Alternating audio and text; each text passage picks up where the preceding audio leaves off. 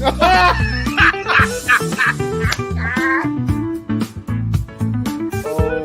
I went back in time and I got my hair. Steelers Nation Australia headband. We'll get you some like high socks. We'll get you some like these shorts. Hey, shorts. you're standing up. Easy. Yeah. It's like balls of fairy. So when JJ52 says, will Ray Gun make the 53? No, she's cut. If you're not going to take Ray Gun, I know a place in Western Pennsylvania where she'll fit right in.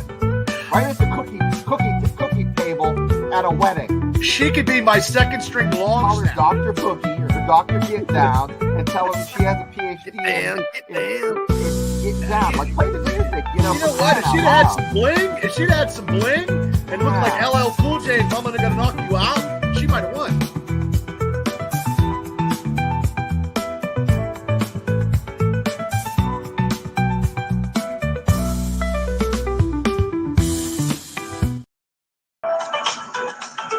Alrighty, fellas. Oh no, who's that? That's me. God damn it. I was watching us. Now, okay, I'm good now. God damn it. It's me. Hang on. Restart.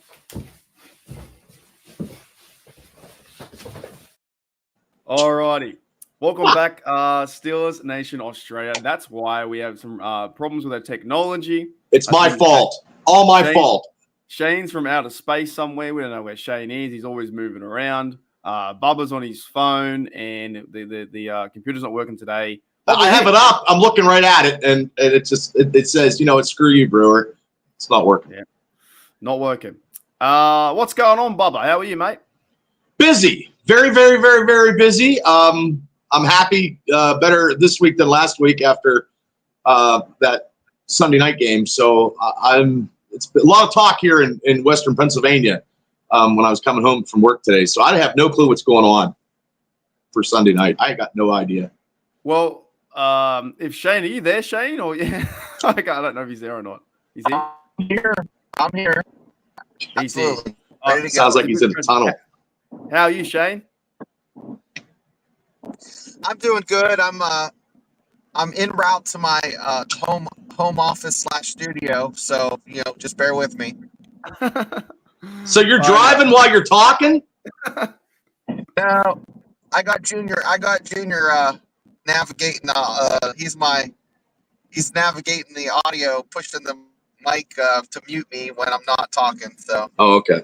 He's driving hands free. Hands on the wheel like this. Oh man. Okay, I'm gonna go to some of the comments first, and then we're gonna talk. I want to talk about some things have been happening over the last 24 hours in terms of trades, and then Russell Wilson talking quarterback number talk, and then we're going to go into the HDU Award, which will be pretty fun this week because you guys. I saw this show last week, and apparently Shane gave out a minus award to Beanie Bishop. He gave out 1 point or 2 points to the MVP to the grounds. Groundskeepers, yeah. So that's kind of crazy. But a big shout out to everyone who's in the chat. Where we got Daredevil on both sides on Steelers Dynasty podcast. We have Gene, Darkstorm. We're going to talk about this too. We didn't get Adams or Cooper 9 and 8 incoming. I'm going to rant. No, don't say that. No, I'm angry. I'm just angry at the fan base because it's always something. It's like we can't be happy being 4-2 and moving forward and stuff like that. I'm going to rant in a minute. G'day George T. G'day 900 Juice, and g'day whoever comes in next. G'day TD. What's going on? Now I'm going to get your take first, Bubba. Okay. On this Adams thing, and then I'm going to go on a bit of a rant. What are your thoughts about Devontae Adams going to the Jets and not? I don't care because I don't think we were going to get him anyway. He'd probably been a lot more aggravation than he would have been worth. I think there's still some receivers out there that we might be able to trade, and maybe we don't have to give away the farm.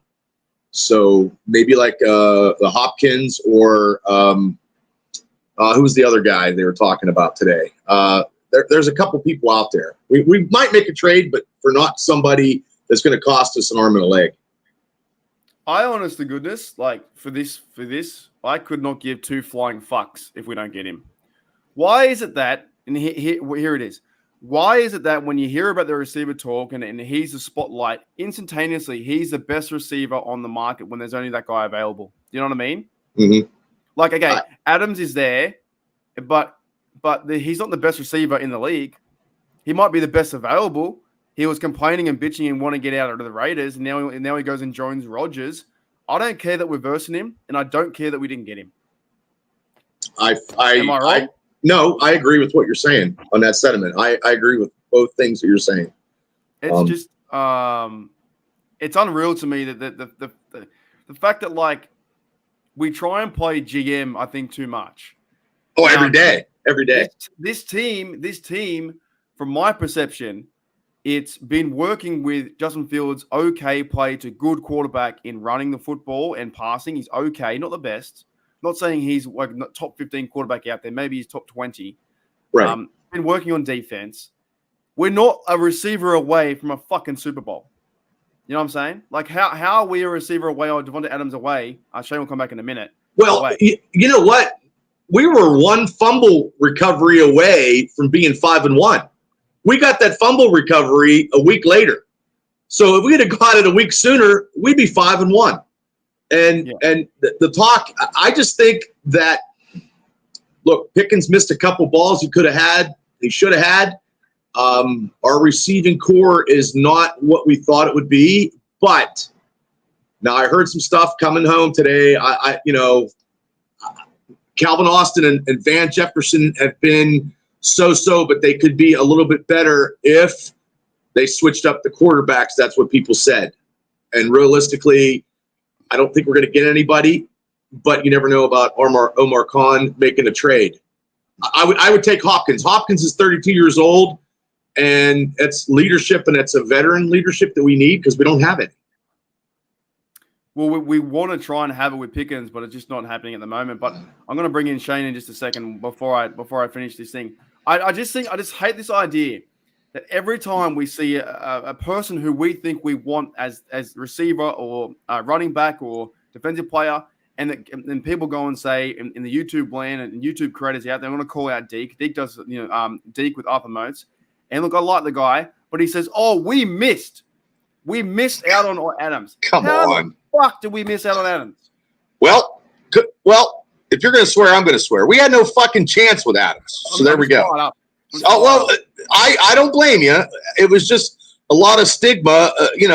I'm all sick and tired of that Brandon Ayuk stuff already, and it was going to come with Devontae Adams. We didn't need that again. No. We just need to get our plays. We need execution. That's all. That's all we're missing. Austin's been playing well. If they do play Wilson, we'll talk about that soon in a minute. But I want to bring Shane in. Shane's back from outer space. G'day, Shane. That was quick, mate. Wow! Holy heck! How you doing? That's what the jumping off was for. So, guys, jumping off. So we are a receiver away from a playoff win, but I don't know if that was the receiver, right? Yeah, but are you what I'm trying to get at is like, okay, it would help our team for sure.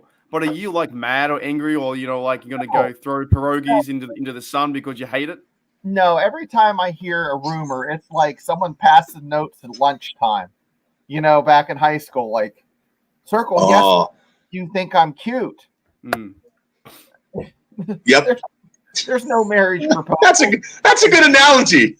I just find it funny that like that the people put their thought and process in like, oh, Omar Khan should have, or Omar Khan missed it, Omar Khan didn't try. We don't know what Omar Khan had for lunch, let alone what he does for the job.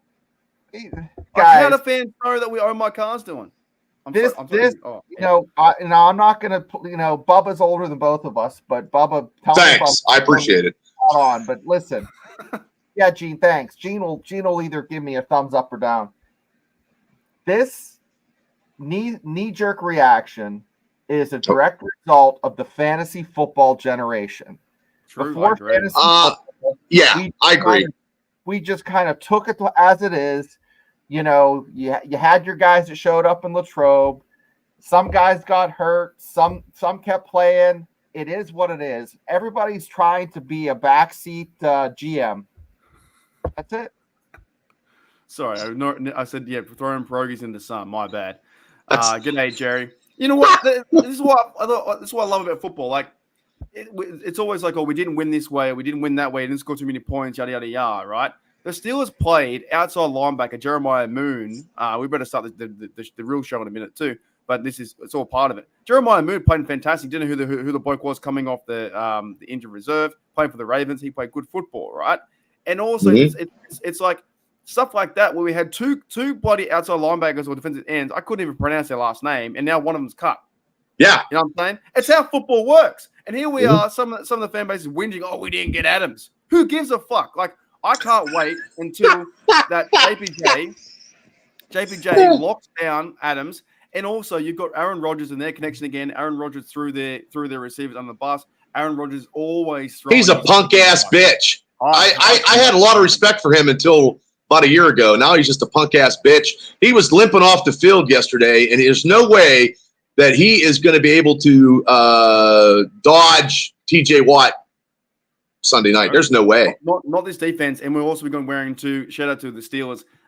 They're going to go back to throwback since the 50th anniversary since Super Bowl number 9. And they're going back to the grave face mask, the black and gold Steelers, and also the block numbers. So, and I've seen a lot of stuff that, you know what? Okay, I'm on another rant. One more rant. Well, I've seen a lot of out because I couldn't tell what the difference was. Hey? Well, listen, okay. I've seen a lot of people on Twitter, because maybe I read too much, but the reason why I go to Twitter is because I grab a lot of information that I do my shows on. And I read the comments, and people are like, oh, they should make this permanent. And then I'm like, well, if they make it permanent, then it won't be as fucking special, will it? No, whoa. Like if they wear these 8 games, because now we're 4-0, so we're 4-0 wearing the block numbers, right? If they make this permanent, then you could be like 4-16 or 8-8 or something like that. I don't know. I kind of like the fact they're not permanent. I like the fact that it's like it's a bit of history, because maybe in 60 years' time they change the uniform again, and the Steelers will have like the italic numbers, and they'll be like, "Oh man, we should make them permanent." I don't know. Steelers, I've been away for a bit, as you guys know. I'm a bit fired up with is this. Also, is the Browns just got worse? They traded away Amari Cooper. Yeah, that's crazy. Shane, why would you trade Amari Cooper being a Browns team? I don't know. Maybe someone had some really good candy corn that they wanted, or I don't know what the going ons are in Brown country, or what the hell they're thinking. Are they tanking for the rest of the season? Are they just like, oh, one of our best players and our top receiver? Nah, we'll get rid of him. They have, but we don't even know what the deal is yet. But it has to be, really a tasty deal in order to pass. He's actually a decent player. Yeah, he's a really good player. I would have took him. The Cowboys, they probably traded. I would love to see what they traded to get him, and then also what they traded to get away. The Browns organization, I actually felt a bit of like, for about 2 minutes today, I was like, imagine being a Browns fan. I can't. Tough. Your team sucks every single year, and now they're like 1-5, and you're spending all the money going into Deshaun Watson's contract, $240 million, and he can't play good football. Then your backup is Winston. They're now calling for Winston. He's not bad. Well, they won't play him. Well, yeah. I think the Bills gave up a third and a fifth or something like that. Something like that. 3rd and 5th, and no offense, they looked like shit last night too. So they just won. They barely won. Right. I'm not scared at anybody. If we play on all cylinders. It's crazy as I am. I think in the NFC. One more thing before we start the show on the HCU Awards, because some points might be changing soon, and we're going to bring up Shane's point about the groundskeeper. I got a better one this week. Oh God! I didn't names. I want to give you guys a quick reaction to this. Bubba, your thoughts on Steelers head coach Mike Tomlin said Russell Wilson is in consideration to start Russell Wilson versus the Jets. Thoughts? Well, I think it's I wouldn't start him against the Jets because that defensive line for the Jets is very, very good, and our offensive line is now we don't have Frazier at center right now, so I would not put Wilson behind that line right now. But like I've been hearing today, if Wilson does get in there, that means the Van Jeffersons and the Calvin Austins will get a little bit more of because he'll check down, he'll be able to see. Nothing against Justin Fields, but Fields ain't looking at the whole field, and he'll take off, which is fine. His legs are great. But there's been some passes that he overthrown and he underthrown that could have cost him. I think that's what they're worried about, the underthrows and the overthrows, because our passing attack is not anywhere, not even in the stadium. Our passing attack is not very good. Defense and running the ball is going to win us games, and we have to have an average passing attack, which we do not even have. This is a really bad. It's a really bad analogy, but I understand where you're coming from. From I hear that talk a lot. The talking point is we shouldn't play Wilson because our O-line sucks, right? But now, but that just hurt, and he has to be a lot more mobile, and he won't be. That Jets defensive line is pretty good. Now the Giants line, I would give him a chance though. First, do we not just want to give him a chance and see how he plays? Like I don't want to. I understand there could be, there's players out and the O-line isn't maybe playing the best and Broderick Jones is standing still where everyone goes backwards. But I think that's not – I still think like I want to see it first. I want to see him in the offense. You know what I mean? Yeah. Like, that can't be the number one thing holding him back because Mike Tomlin wouldn't be like, we're not going to play him because we haven't got a good O-line. Well, it could be a business decision because if Fields does 51% of the snaps – it's all about business and contract obligation with the contract. So maybe you're not. A different question, Bubba. Who do you think Mike Tomlin plays? Mike Tomlin wants to play. Mike Tomlin wants to play Russell Wilson. That's what I think as well. I think that's what we've got to put ourselves in our. We got a Super Bowl quarterback who's been getting healthy. Justin Fields. I know people want to say that Fields was number one. Technically, he wasn't. I'm a very technical guy, right? I can be a very angry guy too right now. But technical wise. It was quarterback number one. Wilson was sitting on the bench for 6 weeks. If it's a win-win, if you get Fields to play 4-2, and then a defense did that, then Wilson comes out and plays good football, and he's QB1. I think it's all right. What do you think, Shane, about this situation with Wilson? I was thinking the way you were thinking until about 2 hours ago. I watched Big Ben, his podcast, and who better to tell you who would be the best fit than number 7, and he basically says you stick with Fields. Well, you know why? Because he doesn't want it. Look, I love Big Ben like anybody else, but if Russell Wilson comes out slinging like a gunslinger, and it's gonna, and at like 2 years younger than Ben, and Ben's like, damn, you know what I mean? So maybe it's a little bit of animosity Ben's way of trying to poke the. Ben's funny like that. He's definitely funny like that. He didn't really give the support to Kenny Pickett until through and the Jones and stuff like that. He doesn't really. He still wants to have. That's why probably why he made the podcast. Yeah. He wants to. Yeah, Rudolph was a classic example where he didn't really show him anything like that. But yeah, Shane. Okay, what about then again? Mike Tomlin. What's Mike Tomlin going to do? He wants Wilson. Absolutely. And I see your point. If you play him against, I think this week would be a good week to put Wilson out there, see what you have. Give Fields a little bit of a rest, and you can always bring Fields in if Wilson shits the bed. But okay, let me ask you both real quick. When Wilson was in preseason and he took the offense and took them down there and scored in both drives, like a quarterback should, I believe you'll probably see that commanding presence in the pocket. But also too, we would have the best 1-2 quarterback combo in the NFL though too. That's why I'm saying it's a win-win. Like I think people are, I hate to compare because a lot of fans compare all the time. But if I hear boos for Wilson or boos for Fields, I'm going to lose my shit because it's a win-win situation. It really is. They've had the quarterback on the roster, QB1, who was meant to start this season. He injured himself.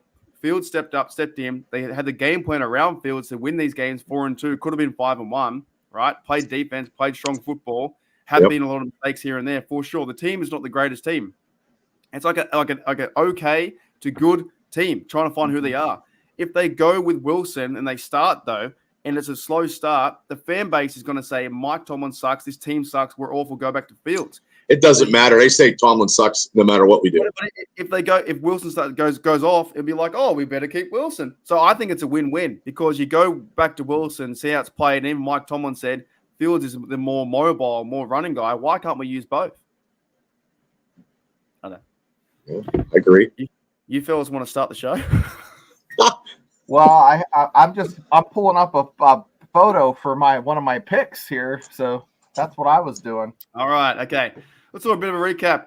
We'll talk about this more and more and more and more. You guys are going to do a few shows while I go to Bali too, because I'm going to Bali tomorrow. But I think it's like what Shane said. The one big takeaway for me, it does feel like fantasy football and GM mode. That's why we're talking Steelers all the time in life and whatever. But it's like sometimes you just got to support both. I think it's like it's a Najee Warren thing, two different running backs.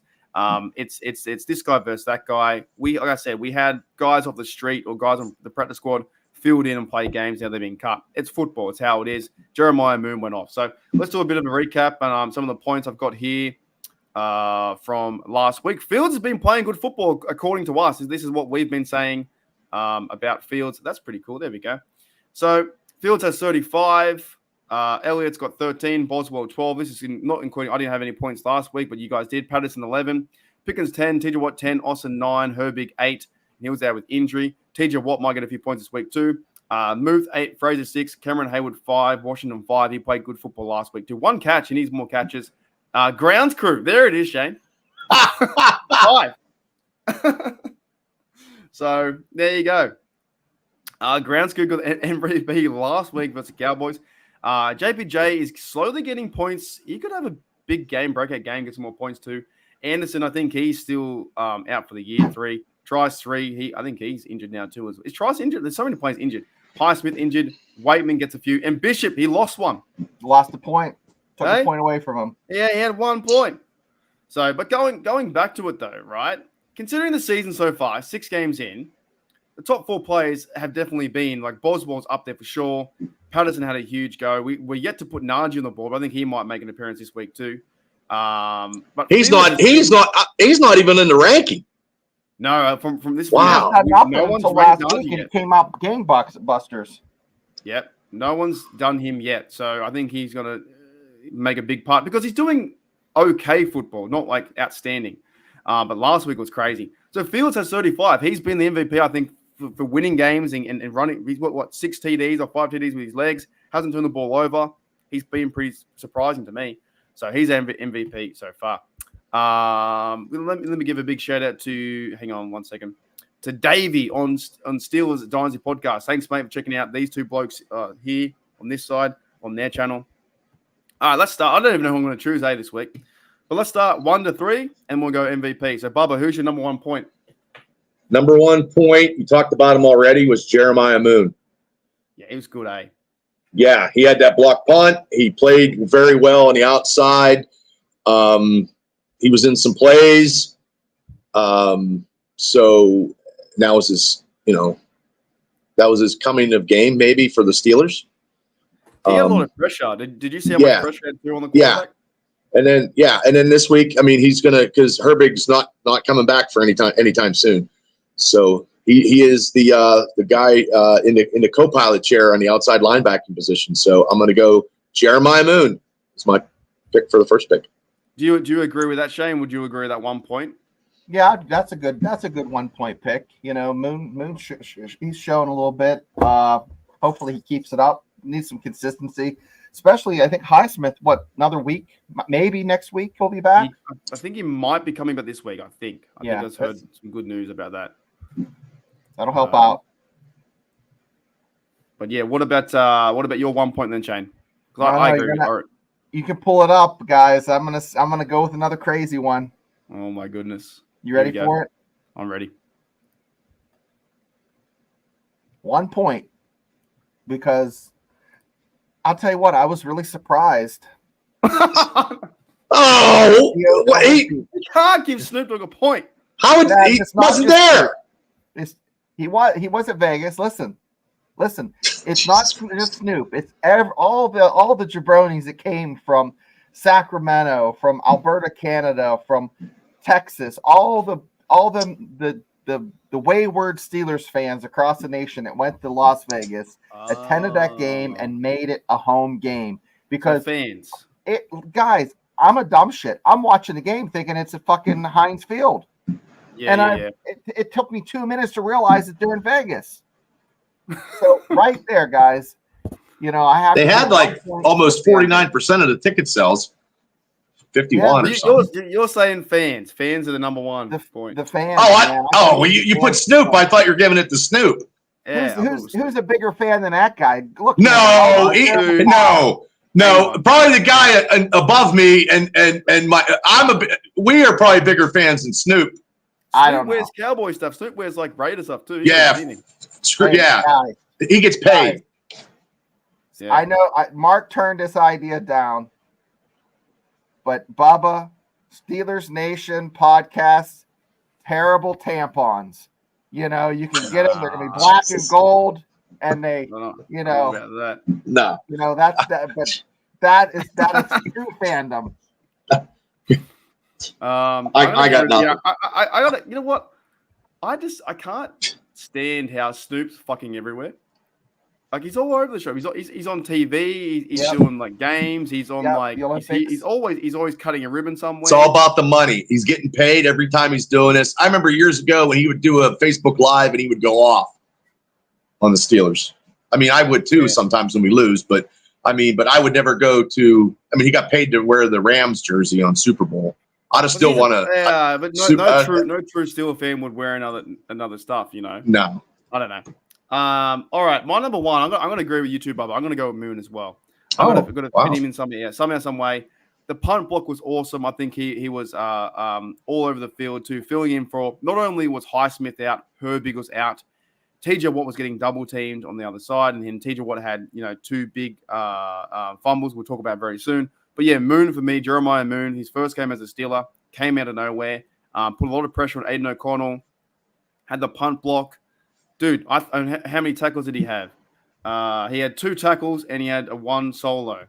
So even though he had limited tackles, I still think he was putting pressure on the quarterback to step up and throw picks. So I'm going to agree with that. I'm going to go with Moon as well. So he makes our board. Shane went with the fans, and I agree too, Shane. I think that's something that's very big about Steeler Nation. I think that when you take away the social media side and not really worry about the playing the GM, that kids in the stadium or like families of like 4 or 5 and big groups of like going to the game to cheer the fucking team on and have a good time. That's what's fun about Steeler Nation. Not all the whinging, whining, complainers all the time on social media. All right, Bubba, number 2. Well, I was going to go with this guy, Broderick Jones. I'm kidding. Because he was getting eat up alive by Max Crosby. I mean, he was. He needs to step it up, and it's a shame. But I'm going to go, and my number 2 pick will be Justin Fields. Yep. He scored 2 TDs, right? Mm-hmm. But like I said before, earlier in this episode, about him overthrowing some passes and underthrowing, that is his Achilles heel right now. But also, too, he got that 13-yard run. He was getting pressure, and he got a first down on a 13-yard run where, that kept the drive going. So he just got to tune up and tighten up some mechanics, maybe. But that's who I'm taking. Yeah, you agree with that, Shane? 2 points? Yeah, I'd give him 2 points. I don't see a problem with it, but I have a different pick for 2 points, and he's probably going to be higher on your list. But I'm going to go with someone who basically, because he's so good, we just take him for granted. And I think TJ Watt deserves a little bit of love this week. And why is that? Is it because he had the 2 fumbles? Yeah, and then he had 5 tackles and 2 tackles for losses. He's just and for anybody else in the NFL, those are great stats. For him, it's just like a regular day. Yeah, it's almost now expected, isn't it, to get a sack where he's got like 100 sacks in 111 games, or something like that. The forced fumbles was we needed an idea for the name for the punch, the TJ Watt punch, because they call it what they call it for the peanut Tillman peanut punch, but that's a Bears thing from years ago. Mm-hmm. I don't know. TJ Watt knockout. I don't know, dude. I agree with that. I agree with that. The Wattinator. The Wattinator. The Wattinator. But I agree with that. Like, he definitely does deserve more points. I'm stuck between. I got to put Fields in there too. Mine's going to be very similar to yours, Bubba. I'm going to put Fields in there too. If you're scoring 2 touchdowns, you deserve some recognition to win the game, right? No matter how you get them. Like, yeah, he did the best passing day. He got 120 yards or whatever it may be. Big pass of Pickens. But if you're scoring points for the Pittsburgh Steelers, where we've been complaining about for years we can't score points, and they finally crack 33 or 32-13, whatever it was the other day, right? Right. Down here. And Fields is part of that, where the play breaks down and you run to the end zone and score. Awesome. Another design run where you go out and score. Awesome. You know, so I'm going to give him 2 points as well. I think he's definitely up there. Well, he almost had 200 yards of total offense. He had like almost 60 yards rushing. Yeah. So now, I don't know about you guys, but I feel like whatever happens one way, they always want it the other way. You know, for many years, how many times we need to run the ball? What are we doing now? Running the ball. So, all right, 3 points, Bubba. 3 points. I'm going with TJ Watt. Punching those 2 balls out and just playing, anytime he's on the field, he makes a difference on the Steelers defense. He makes a difference in the game. The quarterback on the opposite team has to know where he is at all times, or he's going to get sacked, or, something's going to happen. So every quarterback's got their eye on TJ Watt every play, I guarantee it. Or at least one eye on TJ. So, I'll give it. He's a freak, and now that unfortunately Aiden Hutchinson went out with injury, he's probably right front runner now to win the Defensive Player of the Year. Get a second game, he should win that, right? Shona, what are you thinking about 3 points? 3 points. This is easy for me. Justin Fields. Yeah, so we kind of flipped it. I think ours was either one or two. Yeah, he had 145 yards passing and he had 59 yards rushing. I mean, that's a good day. And Steelers, here's the thing. They look pretty slow the first 2 series, and then he finally, when he was in the red zone, it was 3rd down. He made that play happen. He basically broke it open, ran to the strong side, got a 1st down, and then scored shortly after that. So I mean, I guess I give him the credit for the win as much as TJ Watt, and my MVP is gonna, who I'm gonna pick for that. So I got a quick super chat here from Sean Monahan. Says Russ is deadly accurate. I just worry if he's behind this O-line with the way the defense has been playing. Our QBs face under in a second. I think that's what I was saying to you before, Bubba. That's the talking point. I, for one, I want to see him have a chance first. Right. I wouldn't just say, okay, our O-line is a bit of a worry, and that means we can't play Russ. If that's the reason you can't play Russ, I think that's the wrong way to go about it. Well, if Frazier wouldn't have got hurt, I would have a lot more confidence. But Frazier is out, and he's going to be week to week. Now, Dan Moore, who I was bitching about for many years, has now been the staple and the linchpin of this offensive line. Now, with Samoa coming back, but Broderick Jones, I mean, going against Crosby as he did, he is backpedaling to where we thought he was going to be. He's got to step up this week and make some blocks. And sometimes he didn't even make a block out there. So that would get Russell Wilson killed if he's not blocking. At least with Fields, if Broderick Jones don't make a block, Fields is taking off like a deer. So, and I seen that one play. He just stood around, and then Max was right in his face. He didn't even touch him. So that'll be the deciding factor. If Broderick Jones can step his game up, if Wilson gets behind the line, can he survive without getting beat up? Because Jones right now is not the tackle that we thought he was. That's a good point. But I want to ask you a Shane a question. Shane, why do you think we are so week to week in this land of football news around players' development? When in years past, I think when I was watching as a kid, you kind of you saw them have bad games, good games, and then they got better or they got worse, right? Now Jones look, that looked pretty funny to me in that like he was just standing still, but then Fields went up the field, right? Dan Moore has been absolutely shit on by fans. I'm one of them. All over the last 3 years, and he's been the most consistent player out there at left tackle. And now CMR is back. Shane, why do you think we go week to week like this? I have to go back to what I talked about earlier, is the fact that everybody is so into the stats, and you can watch video of the back in the day you used to watch it over the air and then you forgot about it. You were on to the next game. That was it. Through the week. Yeah, we talk about it through the week. And also, here's the other thing. I'm going to go down a rabbit hole here. Do you think the Steelers would be more consistent if the refs would actually call a hold on TJ Watt? I think that would change the dynamic of the game enough that they would be the Steelers from week 1 and week 2. I think they brought him in. They brought these refs in and had like a TJ Watt, they had the Watt discussion. Hey guys, I don't know. I mean, I think it would be a lot more consistent if the officiating was more consistent. But if it was consistent, Shane, it'd be every play because he's get held 99.9% of the play. Standard. I know, but they're not going to do that. They're not going to call it because it'll take the tempo of the game. Every play on defense, there's a penalty. They're not going to call it. The problem, because of his athleticism, his size, and his speed, he's basically changed the way they're calling the game. So, from week to week, I think the Steelers are up and down because they haven't had consistency at the quarterback position in how many years? Since Ben was here. Mm-hmm. They haven't had, back in the day, you knew you had Antonio Brown. For those few years we had him, 3 or 4 years, you knew you had a solid threat there that could make plays. Pickens is dropping balls. I don't know what the fuck he's smoking. And, he's not smoking anything. That's his problem. The only thing that is consistent is the terrible towels, Boswell, and Pierogies give me gas. That's it.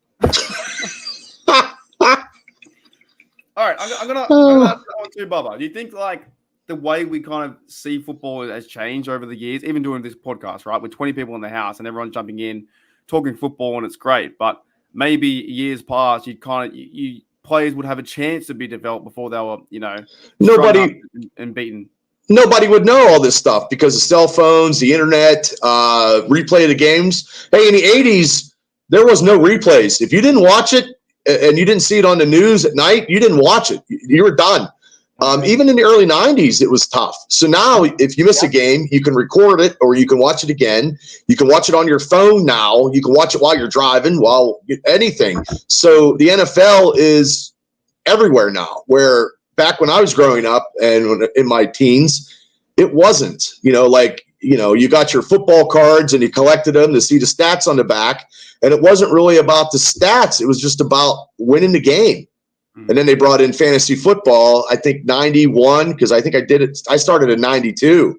My first, that's a long time ago. And probably you shits about contracts, right? No, we didn't know anything about that. We didn't care. We just wanted, the Steelers to. I just wanted the Steelers to win. And in the 80s, God bless Chuck Noll, but it was time, and he was trying to field a team with not the greatest Steeler players that they had from the 70s. And a lot of those guys, when those guys retired, they tried to reinvent the wheel, and the wheel wasn't doing nothing in the 80s. So it's too much. Like Thursday, Monday Night Football used to be so big. Monday, you got Thursday Night Football, Sunday Night Football. I love football, but it is too much, and you can't keep track of everything. Like, look today, there's 2 trades today. 25 years ago, we'd have never known about it until next day in the paper. Or until you see him on the field, right? Right. Yeah. Yeah, I think it's just really different. I got a comment here from Viper. Says, imagine having your social media back when Ernie Holmes shot at the police. No. Right? So I didn't even know that happened. I have no idea. Oh, yeah. And also, too, that's when also Mel Blount sued Chuck Noll in the 70s. Nobody knows that either. Or something like that, if I'm not mistaken. There was a lot of stuff that the great Steelers stuff, did that the fans never would have known during them glorious years. Maybe nowadays we have too much access. You're right. Yeah. Because and I think a lot of people give a lot of flack to Coach Tomlin because they haven't found out the quarterback, who's being quarterback number one or how he speaks and whatnot. But he's very good with the media because he doesn't want to create any drama. Mhm. Justin Fields had the petty ball this thing, and then Mike Tomlin went, I don't know about that. Boys, I'm going to tell you this. This is one thing that I want to I kind of remove myself from some of this, and I don't watch it because, listen, the steak and football both taste better when you don't see where it's butchered or how it's prepared. You just get it on your plate on Sunday. That's a good analogy. On it and eat it, and then that's it. You don't care, how it was killed, where it was killed, where it's from. You just like it medium rare and in your fucking belly. Yeah, I get you. When it comes to your table, and that's when I grew up watching football in 2004 as a kid. All I cared about was trying to wake up at 3 a.m. to watch it. I didn't know where Pittsburgh was. Hey, I remember when Ben went down because or Maddox went down in that game, and whatever, and Ben come in. I didn't care what about Ben's stats. Ben he wrote off 15 wins in a row, and at the AFC Championship game would have been 16 when I was there. It didn't happen. He threw the interception to Rodney Harrison, and that was it. But I didn't care what the stats was. The stats was we were winning. That's the stat. Well, and guys, that it is. I'm glad you were worried about waking up. I was worried about being able to stay awake long enough before I fell asleep before the Girls Gone Wild commercials would come on. All right, so Sean says here, you don't want to know what's in the hot dog per Mike Tomlin. It's very, very true. I think we're just in a different age. That's why I get very angry about this Devontae Adams thing. We missed out on Adams. We don't know if Omar Khan did anything or even wanted Adams. So that's their plan, right? But I want to go back to what Sean said in $5. Thank you, Sean, made $5. It's hard to be consistent when there's different linemen getting injured every game. 100% I agree. Then I think Ryan McCollum stepped up. I think he played well. We could have easily given him a point too to be part of the offense. I thought the Steelers overall played a pretty good football game. And I did a video this week where someone said, do I still have it? Let me get your comments on this if I still have it, if I can find it. They weren't happy. It was a guy on Twitter. They just weren't overly happy with the Steelers. Oh, my God. Oh, where was it? This one here. Do I still have it or not? Maybe I'll get rid of it. I don't know if I still have it or not. But I know. Oh, do I have? Oh, my goodness. This is how prepared I am. You're better prepared than I am. I'm on my phone. You're better prepared than I am. I'm on my phone. It's a pretty good point before we get into MVPs, all right? All right. By the way, my 3 points is TJ Watt. I forgot. That's my 3 points. He's just unbelievable. Without TJ Watt and the 2 forced fumbles, it's going to be harder to win the game. But I got this one I want to show you guys. So this is from a random bloke on Twitter who I follow. This and some bloke like you guys, right? And I couldn't get past this statement. And I want to get your guys' thoughts on this. And by the way, it's only one person, but sometimes it represents a lot of people around Steeler Nation. Mm-hmm. And I'll give you a take first, Bubba. Black and Yellow Berno says, despite the impressive score, we absolutely did not deserve to win that game. How did we not deserve to win that game, Bubba? He must have. Look, man. I don't know what he wants. I mean, we won the game, and we're in it was supposedly a hostile environment, but it wasn't. It was like a home game, and sometimes we don't play the Raiders up to par. I've been at games when their second-string quarterback beat us. I was there. I seen Terrell Pryor run 90 yards and beat us, from Jeanette, Pennsylvania. I never thought that was going to happen, and you know what I mean? So I don't know why we won. Like, we're 4-2. We're tied for first place. Look, we scored 32 points. Like, we ain't scored 32 points since the Cincinnati loss. I mean, I don't know what black jelly beano, whatever the hell that is. I don't know what he's trying to do unless he's just trying to get some unless he's clickbaiting or something. Like, I would never say, oh man, the Steelers won, but they could have lost that. Come on, man. A win I don't care if it's 12-7 or 15-9. Who cares? Well, I like it when we win. Well, you know what? I think he just wants us to send him Steelers Dynasty podcast Black and Gold tampon. Congratulations. He's not making another thing. He's not worth the mustard. That's for sure. Yeah. But okay, you guys played football, right? I'm going to point this, by the way, too. You guys played football as a kid. You played football in your life, like in high school. Yeah. In Shane's son was playing football today. I kind of get over this thing, and I'm really going on a fantasy rant, even though I play fantasy. But I think like football is such an amazing game, how it all works out. It's like five offensive linemen versus D linemen. It's like, hat to hat pushing each other. It's my best guy against your best guy. And when he says stuff like this in one comment, and a lot of people were saying, "Oh, we didn't deserve to win because we, field through an interception." But where I think that's pretty deserving what Jeremiah Moon's doing right there, blocking the punt. You know what I mean? Like, Shano, what are your thoughts about some fan base or some people saying, or NFL saying, "Oh, we're not the best team," or no, that could be kind of true. But in this sense, with the Raiders, there's a lot of good teams where the records, the records aren't indicative of how good they are. And I think the Steelers are a team that's 4-2. That's about, I think, where they should be with the talent they have. I mean, that's pretty, they're not a 6-0 team, but our defense would have showed up for the last 2 games, guys. We'd be 6-0.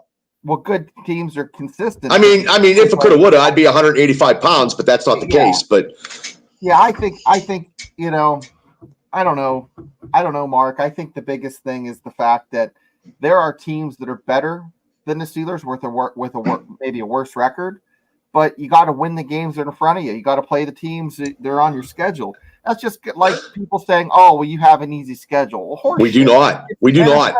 No, not the Steelers. Oh, but other teams like, "Oh, you have an easy schedule." Well, this year, Steelers have a hard schedule. Well, Mark, you reminded us this, and you said, "Hey, they got to play who they play week to week," and that's it. So, well, it's any given Sunday. Look at the Dallas Cowboys. They squeak by us and get blown right out of the water this past weekend.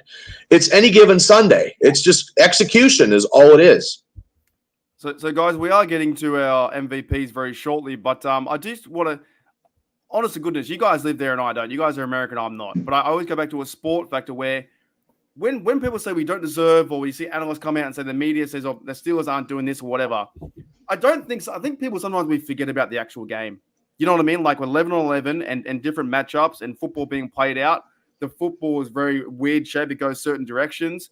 I think like if this was the last game, if it was Steelers versus Green Bay again in Super Bowl, and we won 32-14, and we wouldn't care if Pickens didn't get a reception in the Super Bowl. I'd be drunk and happy if we did. That'd be Super Bowl. Like you're going to actually dissect the Super Bowl wins. Like, oh, well, we didn't play good enough to win, but we won on the scoreboard. No, that's just stupid. That's what I'm getting at. That's what I'm trying to get at, because it gets highly frustrating where the team is on the journey that we're on now as supporters and watching our team. And last week was so much fun. 4-2, we've won. If we go through it, right, if I go through the schedule, and I'm getting to Sean's comment in a minute because he's number one fantasy. That's crazy. I mean, he's also 5-1. When I go to the schedule, right, we went this a few weeks. It's been 6 games now. You went to Atlanta. They all said we can't fucking beat the Falcons. We beat them 18-10 with Chris Boswell. Denver, there was people out there saying we couldn't beat Denver and Bo Nix. We beat them 13-6, held them to that. Chargers, it was 3-0, 20-10. It was a really good game against a hard Charger team. Now we wasn't supposed to beat the Chargers. Mark. That was a good game. I think that was the best overall fun game. Good fun game. And also, okay, the Colts, they showed up, they took us to town, they took care of business, and I'm not saying they're a good side, but at the moment now, I think that Joe Flacco doesn't give a fuck. He just throws the football wherever he wants to. Mm-hmm. He's a gunslinger. He's point in the career where he just throws it around and says, "Oh, hit and hope it gets in the field." So we go 3-1, and then against the Cowboys last week was one play away, and then football goes either direction, right? Yep. It's just how it works out. Then we smash the Raiders 32-13, and then we have a big game against the Jets. Like, I'm pretty good with where we are. Of course, we need to improve, right? This team is the best team. They need to improve. But big shout out to Sean, says, thanks, mate. Think about the way, mate, for the $5 you've been going off for the super chats. He's buying me beers when I go to Pittsburgh. Number one, HDU fantasy. He's so's Burns. Burns is going to buy us beers too because he's going to lose that $100 by then. All right, wait. Talk me through that. Well, he got smart on the live chat when we did a streaming, and he was like 9-8, and then I was like, it won't be 9-8, Burns, and he goes, put your money where your mouth is, Bubba, and I go, okay, I'll bet you right now, and I bet him $100. So I just got to go. I got to go 10. I got to win 10 games. And he is the most he just does this just to get in my crawl. He is one of those Steeler fans that just has nothing good to say, or text me when we're on a drive and we're trying to score. And he'll text me like the stupidest stuff. Like, and I'm going to take his $100 and we're going to drink on it. I guarantee it. By then, it's just if you go 9-8, then he gets $100. Yeah, it ain't happening. No, it ain't going to happen. You're pretty close to it already. You got 6 more games to go. Well, by the bye week, we'll be 6-2. I'll be 4 games away, and then he'll be shaking in his boots, and then he'll be coming on our live stuff and our Dynasty stuff, cocking off, and then Gene wants to get him in a steel cage match. So I mean, that'll be, he just does that just to irritate me. That's just how he is. All right, guys, so let's go into MVPs for last week because I think it was a really big game. It was a fun game. We'll start with yours first, Bubba. Who's your MVP? Well, look, we all know he had that one run is the best run I've seen Najee Harris run in a long, long time. And that is how he runs in between the tackles the way he should be. And that long touchdown run, he showed a burst of speed. So he got his first 100-yard game, got his first touchdown. And yes, Gene, Najee, because he gets stronger as the game progresses, like I've always said. The problem is he's got to start like that in the first quarter, second quarter. If he starts first and second quarter like he does in the third and fourth quarter, he is going to be racking up some yards. And he's just consistent. That Dallas game is everybody can shit the bed one time. Okay, that was everybody messes up. But now I believe that he got something that he wants to prove. He ran with purpose, and that's my guy. That's the MVP. I mean, on the back of Najee Harris is what destroyed the Raiders. And Max Crosby can shove his coach to the other side of the field or to the other side. He was a cocky prick. He was mother effing Steeler fans, and Steeler fans are giving it to him. But I would take Max Crosby if he was a Steeler, but he's not. So that's just how it goes. He's defensive lineman coach. Yeah, I wasn't a big fan of that. No, I don't think that's called putting someone on show. I don't think you do that. We saw Danny Smith take a big hit, but that was from the other side, right? Shane, who's your MVP? Najee. He had me when he stiff armed 98, which is Crosby. Yeah. He literally Najee pushed him back 5 yards and his body went like horizontal and he looked like he was a child. And that was like that was if I think you could get your man card laminated just from watching that fucking highlight. That's all right. That's good. So you have a beer and watch the highlight. Eat a pierogi. Yeah. You'd be sweet, mate. Get your man cut right there. That highlight will cure male pattern baldness and erectile dysfunction. You watch that, it's like, oh, I'm growing hair too.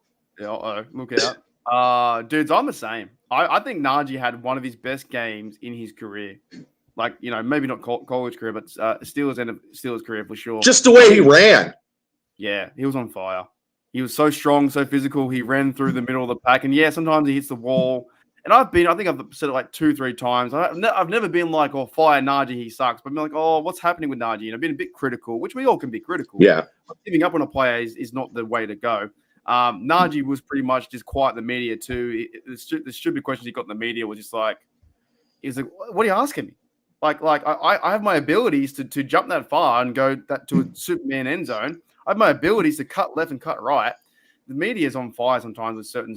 Well, they just do that just to get get the rates, get the buy clicks and newspaper sales and this game here was just like the game in Ben's last game where he just ran over Myles Garrett and he rushed for 100 and some yards. This game against the Raiders and Cleveland is by far the best games I've seen him play that personally.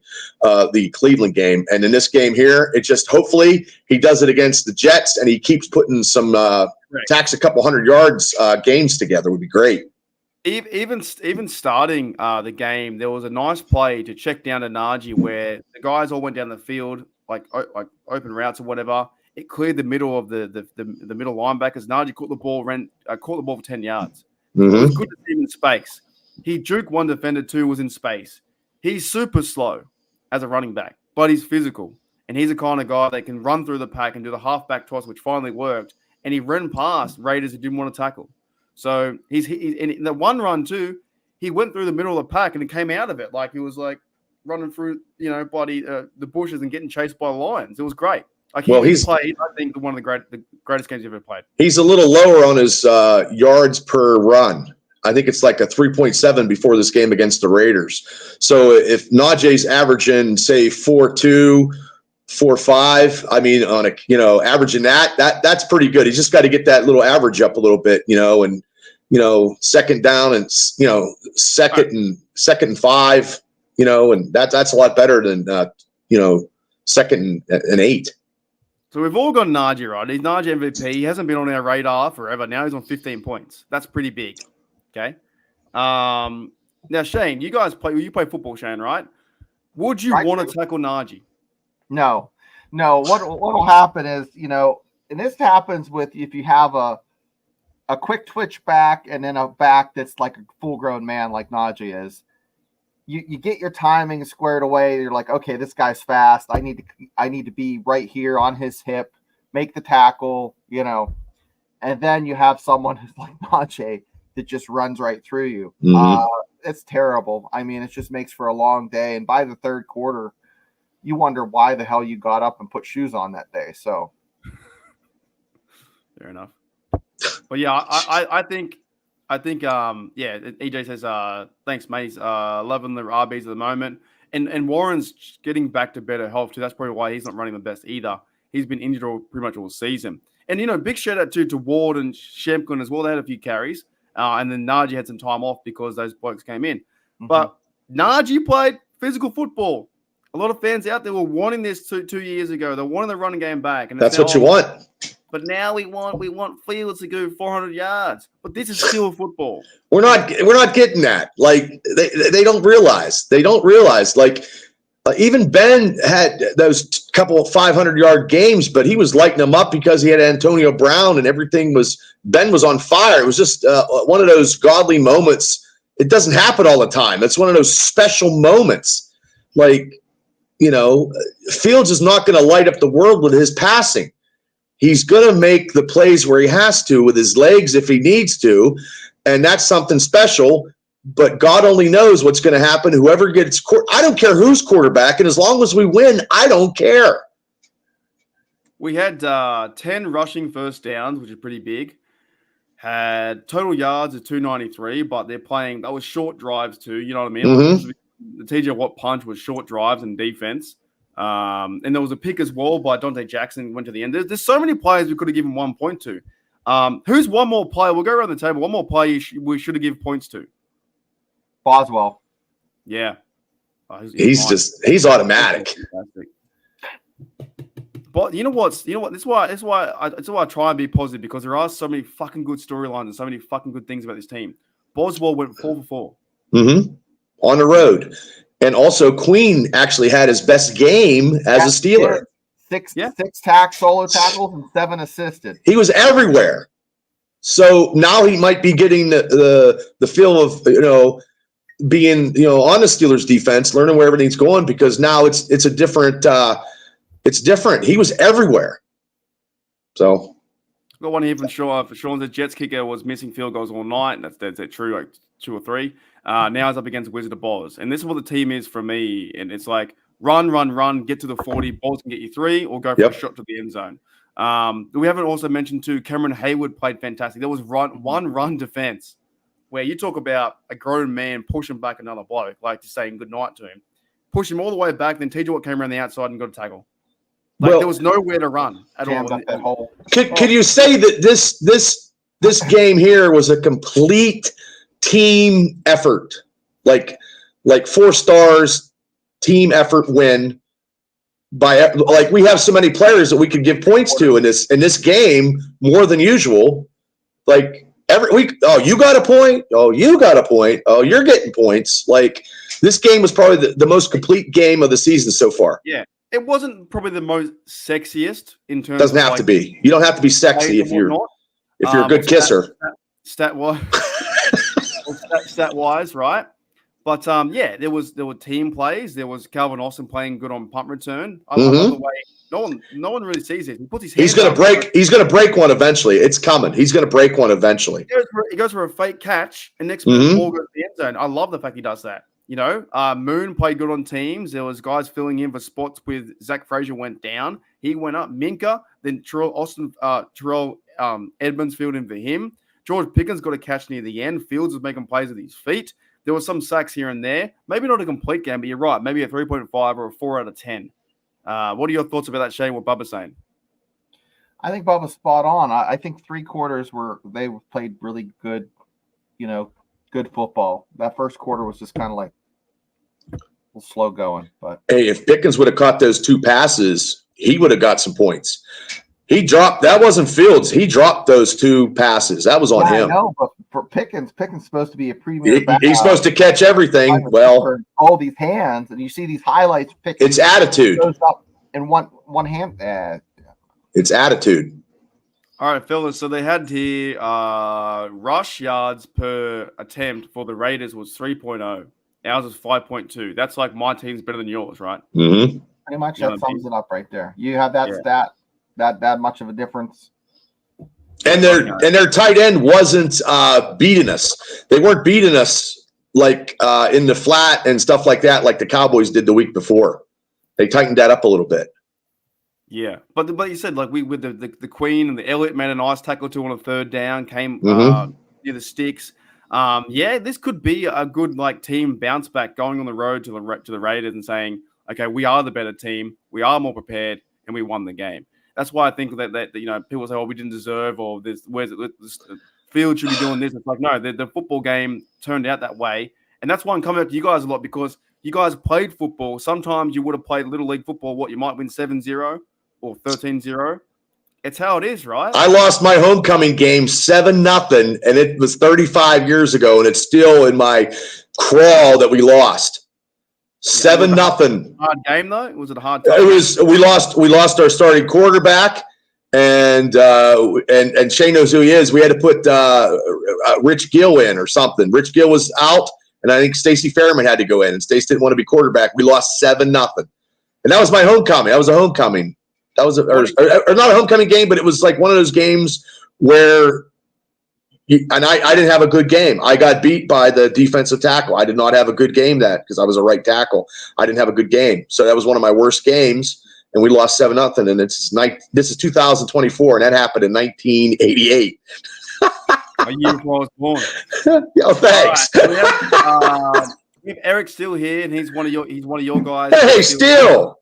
Steele's Dynasty podcast. Now his comments a bit. It's a bit. Oh, he's very brutal. He's very brutal. He overrated. He was still taking the effects of. He was a big Kenny Pickett fan, big Pitt fan. He's a little overrated though. When we're not, I don't think we're overrated. I think we're not a great team. We're not overrated. Overrated is like when you're trying to go to. Overrated is like the Cowboys or the Bengals or the Browns. That's overrated. I could see the Steelers at 3-3 or 4-2, and I think that's exactly where the talent level is right now. If the quarterback play gets a little bit more consistent and better, then the sky's the limit. But right now, you have a receiver that's dropping passes.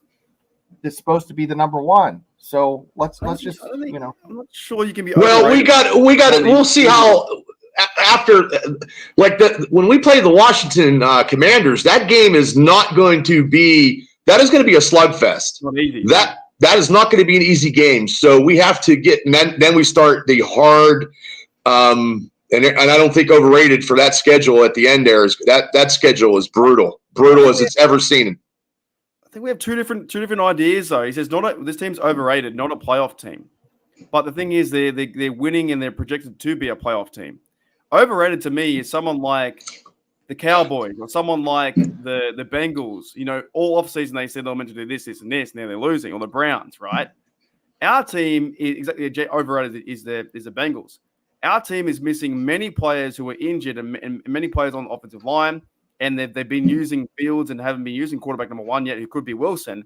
That to me isn't really overrated. We're not expected to go win the Super Bowl this year. Well, they never talk about us anyway, and still, they don't talk about us in any type of media anyway. We never get talked about. The only time we get talked about is the quarterback controversy from Wilson to Fields, or if we're not playing up to par and those analysts, you know what I mean? It's like, oh, the Steelers are this. They should have been. Remember when they were like this? And that's the only time we don't ever get any national recognition anyway. I mean, even if we were 6-0, we would have won those 2 games we lost. We still wouldn't get the recognition that we deserve in the national headlines because we never do. I'm diehard. I don't see us overrated. I just see that we shoot ourselves in the foot. And that would be it. I think we're probably where we need to be, I believe. We have to prove ourselves against a higher caliber team right now. And if we beat them, then we're not going to be overrated. We're going to be underrated. Wouldn't you say? Let's keep this point. He says, Cowboys beat us and then got destroyed by the Lions. What's to talk about 7 years for a playoff win? My first take is, well, the Lions are a much better team than us. The Lions have a lot more things together than us. They have a better quarterback than us. They have a better running game than us. They have a better offensive line than us. Not too sure about their defense, but the Lions are a pretty stacked team. And you know, some might say they could be a better coach than us too, to a certain sense, what they're doing over their Lions. So the Cowboys beat us, but that's what I'm talking about. It's like to me, it's just you lose that game, but you go and win another one. Well, that was the worst loss of the season by far than the Colts, because the Colts game we almost came back, but the slow start. But we've been slow starters for the last 4 or 5 years. That has not changed. Something has to change. We don't have the fast starts that we used to, or we could be up. Because if we ever get a fast start and we're up, this defense could hold the lead, and all we got to do is run the ball and then get out of there. But I mean, the 7-year playoff droughts, I mean, I know where he's coming from, because I'm not happy about that either. And that Cleveland playoff game still, it wasn't good. But I think everybody was hurt. Like, we didn't have a quarterback. The 7 wins. What's the 7 years of a playoff without a playoff win? What if we legit just sat here and said, this team sucks, we haven't won a playoff game in 7 years? Is everyone happy? No, I'm not happy. Is the audience happy? Just to me to say that. Well, here's the thing: they're not going to be happy if you could say we only won 1 playoff game in 7 years. You're still going to have a case of the ass. But also, too, the standard is a ring. But also, too, yeah, the standard is going and winning championships. But also, too, the last time he did actually win playoff games, the 3 quarterbacks that he played for probably were subpar. You know, the Moore guy, and not the Smith. I mean, we had barely a couple wins in the playoff. That the Bengals, when somebody come up and punch somebody, and we got like 15 yards, and that was just. By the grace of God, we got that. I mean, I'm being real, but maybe if he gets there and we win a playoff game, and then it's like an Etch-a-Sketch. It'll erase. If we win a playoff game, it'll erase the 7 years, because then we won a playoff game. So we have to win a playoff game, and then we can erase the 7 years of playoff misery. I just can't stay in this point of being a fan, also being a content creator or doing Pittsburgh stuff in my room, talking football. I can't stay in that factor of like, to me, it hasn't happened yet. Do you know what I fucking mean? Right. You haven't lived through the 80s like me and Steele and all of us have, like us older guys, where we had to, that hurts. But that's how it was in the 80s. In 7, we're 4-2. Everyone talks about Tomlin can't win a playoff game. That's in 2025 if we get there. That hasn't happened yet. Do you know what I mean? Like, I don't get that. Maybe it's my Australian viewpoint. Well, the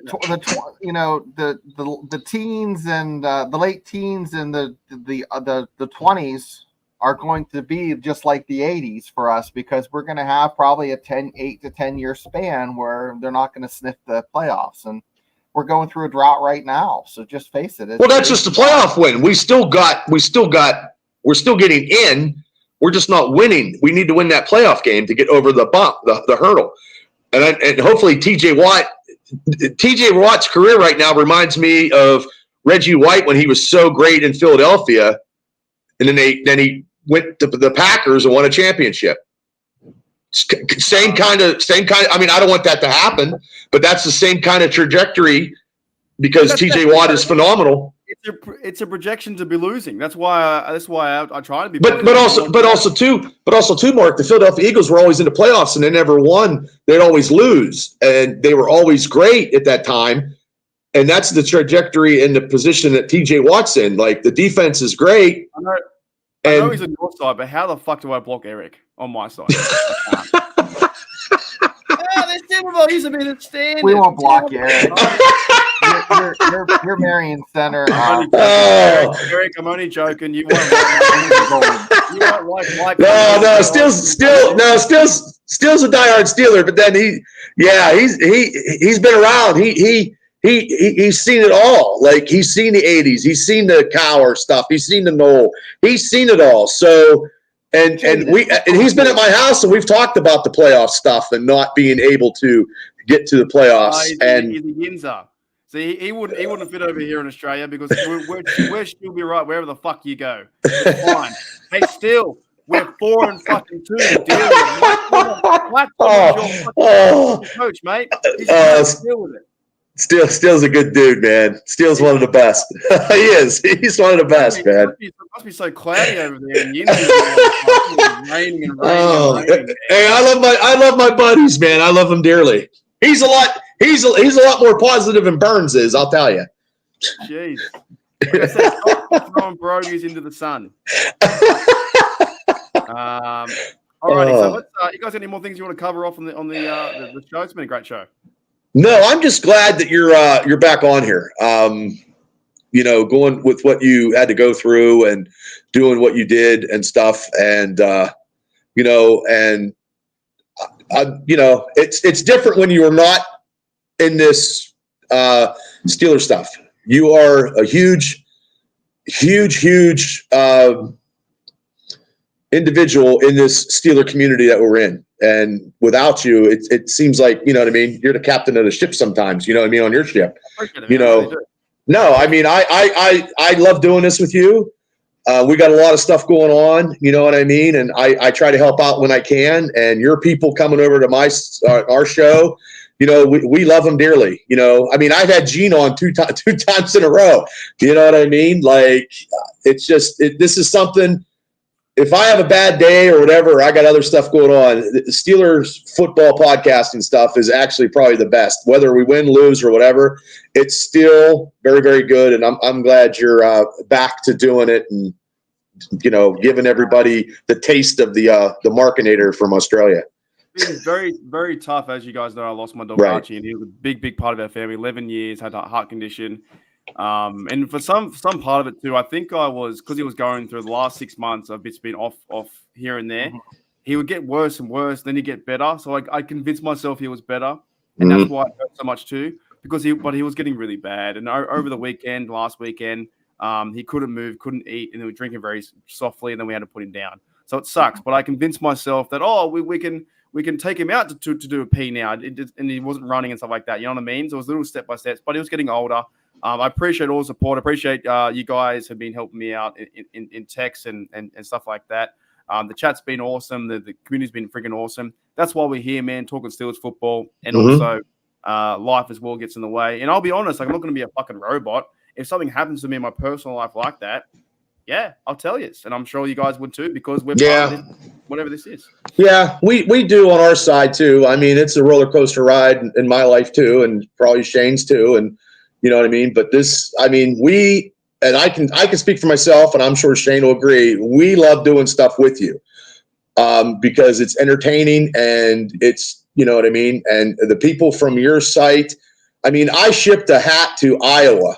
You know what I mean? Like, and I'm far away, and we're going to probably do something. But I mean, just getting in contact with you and doing this has probably been the greatest stuff out of my podcasting. And I've done a lot of podcasting, but this is the top.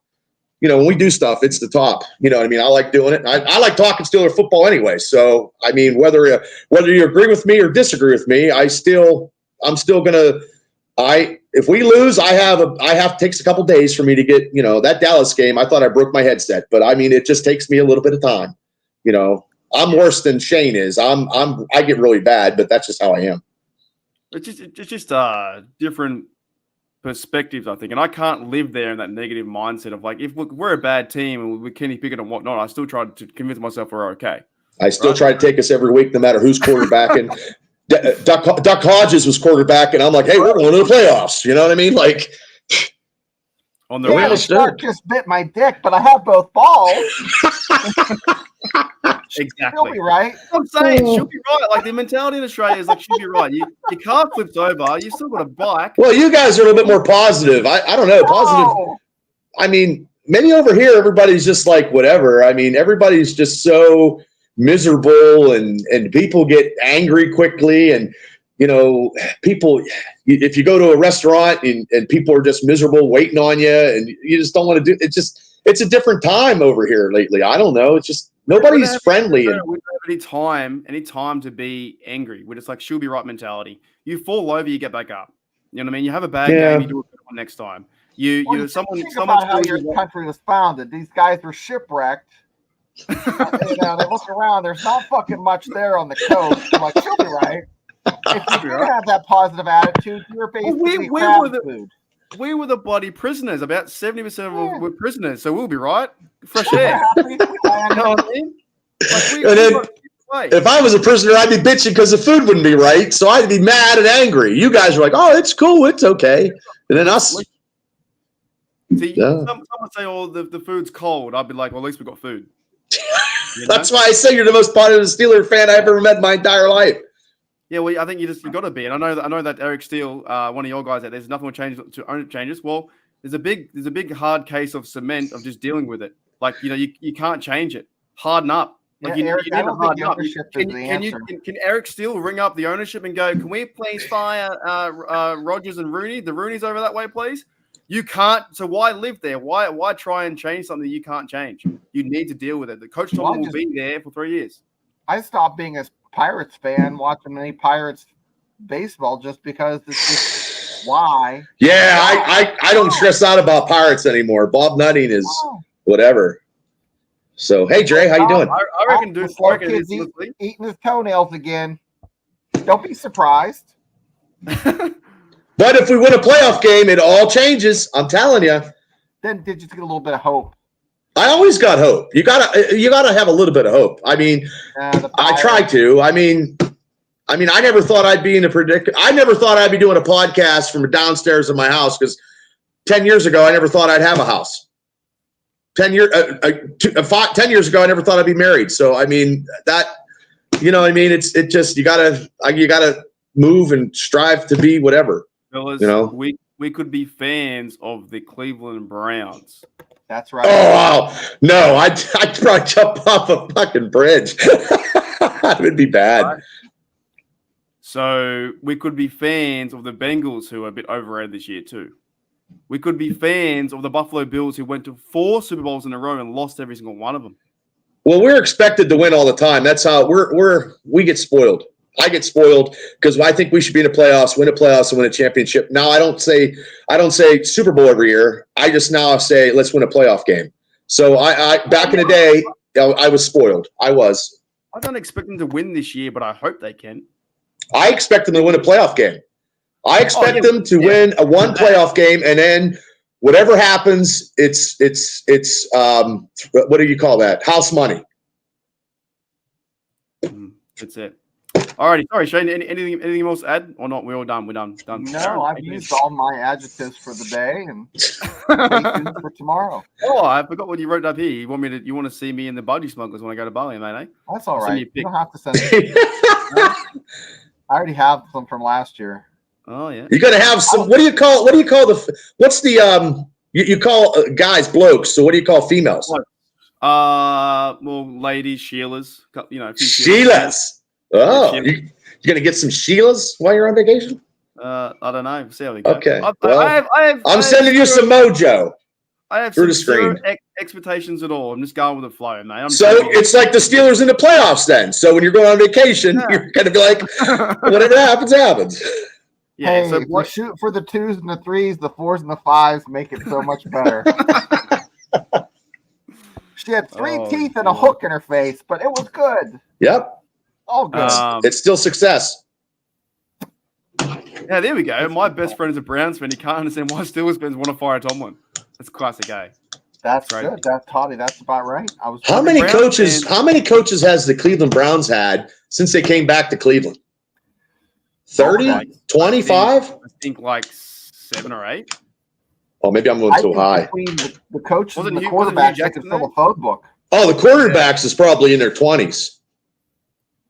Yeah, I wouldn't want that. I couldn't deal with that history. I could not deal with, I don't feel sorry for them because they live in Imagine Cleveland. being the So old seamstress in the back with those uniforms, like, oh, fuck.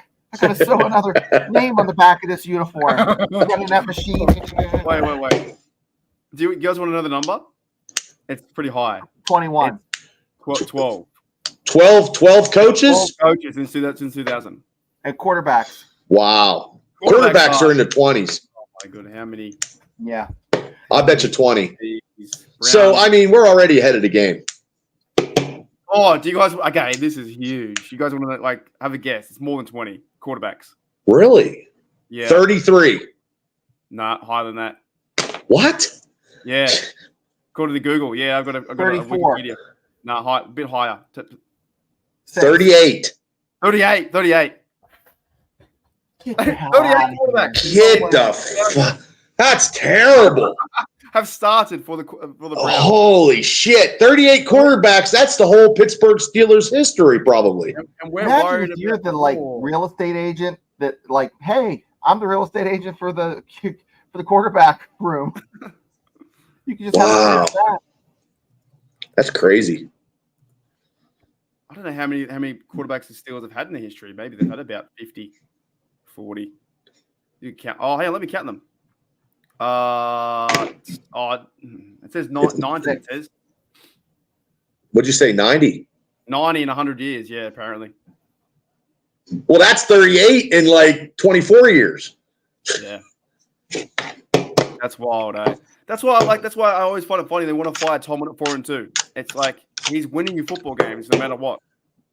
And Cleveland Browns are 1-5. Anyways, fellas, that's been a great show. Shout out to you guys too, out on the Steelers Dynasty podcast. You guys are four subs away from I think 200. So Yes. I might try and before we go, I might try and share the link to your. Well, I messed up on my technology because my laptop, I have no idea. So Got to get But your new one running. I know it's ready. I know. But I do appreciate everybody. I do appreciate everybody coming on and stuff. And we will have a live. I'll do a live Sunday night. So Are you doing the podcast for me tomorrow, the AFC North round tree? yeah, because you wanted me to, right? Yeah. Because now I'm in there when we got to win. So I was like, yeah. I call it the round tree. I call it the round tree. Oh wait. Yeah, I'll watch it tomorrow when I land in Bali. I got to know my stuff though, because those guys. I mean, I try not to swear because I try to be very professional. I try. You got 197. Oh, nice. We might have it by tomorrow. 3 more, guys. 3 more. If you want to do 3 more. Yeah, we'll be there. Well, it's a slow, tedious process.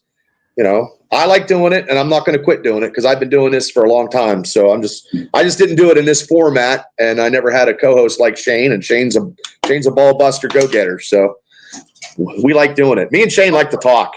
There you go.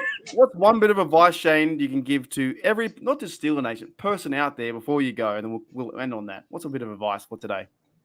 No means maybe. until there's physical violence, and then that's it. No means maybe. Unless it's pepper spray, physical violence, or flashing lights, and then it's a no. Oh, so it's like, oh no, like that, like that's a maybe. So she'll be right. Keep your chin up. Keep plugging along. That a boy. Alrighty. Thank you, everyone. Thank you. Here we go. Super Bowl bound, and then let's get CA3 to the ball 100%. There you go. Let's go. All right. Thanks, guys. You guys are awesome. 1 hour and 24 minutes, man. We killed it today. Bit of a catch up, too. That's I'll okay. see you guys in a week's time, bro. Okay, well, have a good time. All right. Let's play some music. Sunscreen. We'll hold down the fort. You're probably your butt I am cheeks are white probably as a goat. super white. I'm white. I'm white. So He'll be burnt by 2 hours. Yeah, I'm putting a hat on. I'm wearing everything, mate. I'm umbrella. You name it.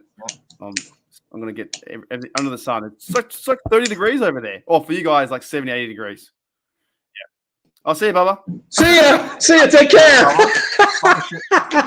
Was that me? Was that mine? Oh, whatever. We'll see you later. All right, see you guys. Bye. See ya.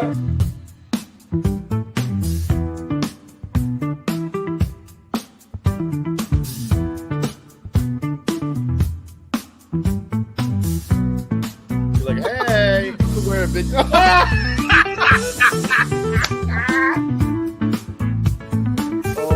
Well, I went back in time and I got my hair.